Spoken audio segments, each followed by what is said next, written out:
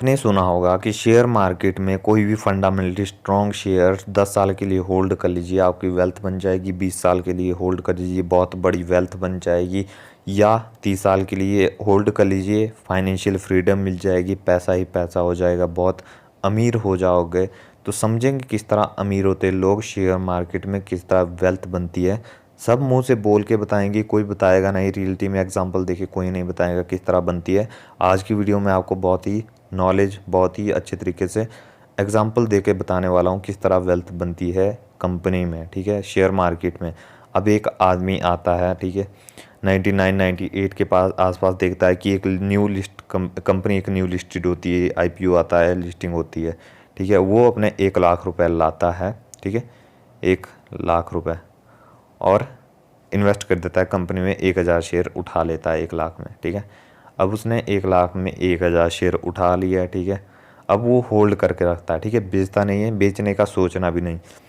अब होल्ड करके रखता है, वो धीरे धीरे देखता है कि मैंने 50% के रिटर्न, पैसा आधा हो गया, 1 लाख का 1.5 लाख देख लिया उसने।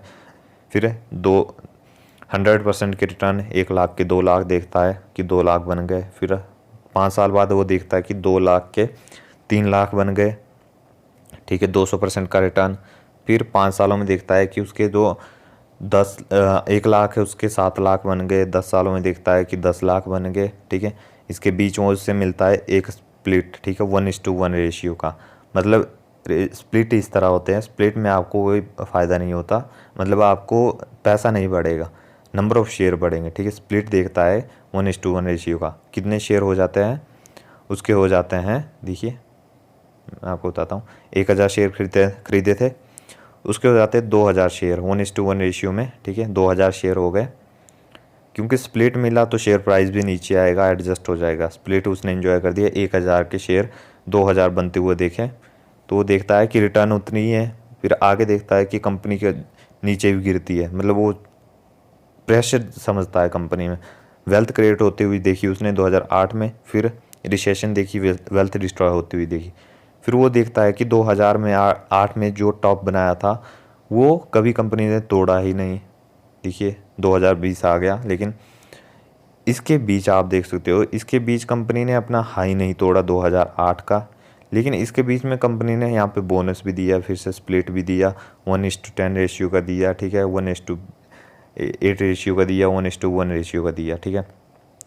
और कंपनी के मतलब जिसने होल्ड किए थे वो होल्ड करके रखता है। मान लीजिए उसने बहुत सारे स्प्लिट देख लिए, बहुत सारे बोनस देख लीजिए, उसके 2000 शेयर, ठीक है, आज कितने हैं, 80,000 शेयर, ठीक है, 80,000 शेयर बन गए उसके। 2000 कितने तक आते आते, 2020 तक आते आते, और कितना पैसा उसका बना, ठीक है। अब मान लेते हैं हम, उसने 99 में इन्वेस्ट किया था जब शेयर, मतलब ये तो 10 रुपये पर दिखाई दे रहा, मतलब बहुत ऊपर था वैसे तो, क्योंकि स्प्लिट देखने के बाद। तो उसने कितने, लगभग 2 से 2.5 गुना उसके, मतलब समझ लीजिए आप 2 से 3-4 गुना उसके पैसे हो गए, ठीक है, 2020 तक आते आते। अब क्या है, अब इसके बीच में उसने कैसे पैसे बनाए, अब वो समझिए। 80,000 शेयर हो गए उसके स्प्लिट बोनस मिलने के बाद। 1,000 शेयर खरीदे थे, बहुत सारे स्प्लिट दिए कंपनी ने, बहुत सारे बोनस दिए, ठीक है।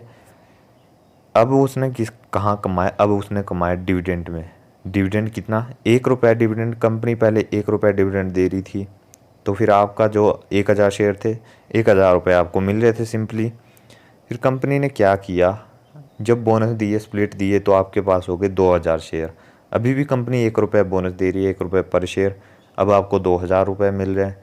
जैसे जैसे आने वाले टाइम में उसको और स्प्लिट बोनस मिले, 10,000 शेयर हुए उसके, तो अब उसे 10,000 मिल रहे हैं, क्योंकि जैसे स्प्लिट मिलेंगे, बोनस मिलेंगे, शेयर, नंबर ऑफ़ शेयर बढ़ेंगे। अब यहाँ पे आप कमाते हो बोनस और स्प्लिट से।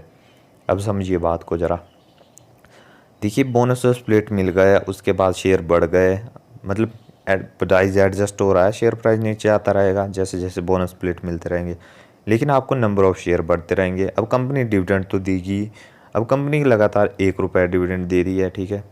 अब 1 रुपया डिविडेंड दे रही है तो शेयर पर आपके बढ़ रहे हैं, डिविडेंड आपको उतना ही आता रहेगा, ज़्यादा आता रहेगा, मतलब बोलने का मतलब इस हिसाब से आपके शेयर बढ़ रहे हैं। अब आप 40,000 शेयर आपके डीमेट अकाउंट में है तो आपको 40,000 रुपये मिल रहे हैं, 50,000 रुपये मिलेंगे जब आप अब यहाँ आते आते कंपनी 2020 में आते आते कितने हो गए, 80,000 शेयर हो गए, तो 80,000 रुपये डिविडेंड मिल रहा है।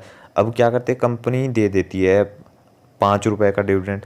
तो अब सोचिए आपको मतलब 80,000 शेयर रुपये कितने ज़्यादा पैसे मिल जाएंगे, ठीक है।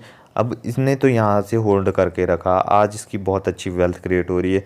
ये अपना जो शेयर प्राइस है उससे भी कमा रहा है, प्लस कंपनी जो डिविडेंड दे रही है उससे भी कमा रहा है। तो इस तरह देखिए आपकी उसकी 1 लाख की वैल्यू आज की डेट में कितनी हो गई, ठीक है।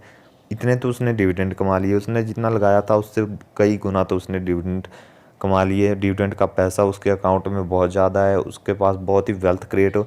तो इस तरह वेल्थ क्रिएट होती है, लॉन्ग टर्म में वेल्थ क्रिएट होती है। वेल्थ क्रिएट करने में हेल्प ज़्यादा आपको कौन, शेयर प्राइस बढ़ता है उससे तो हेल्थ वेल्थ क्रिएट होती ही होती है, लेकिन आपको जो डिविडेंड मिलता है अगर आप उसे री इन्वेस्ट करोगे तो आपकी वेल्थ और भी ज़्यादा बढ़ती है, ठीक है।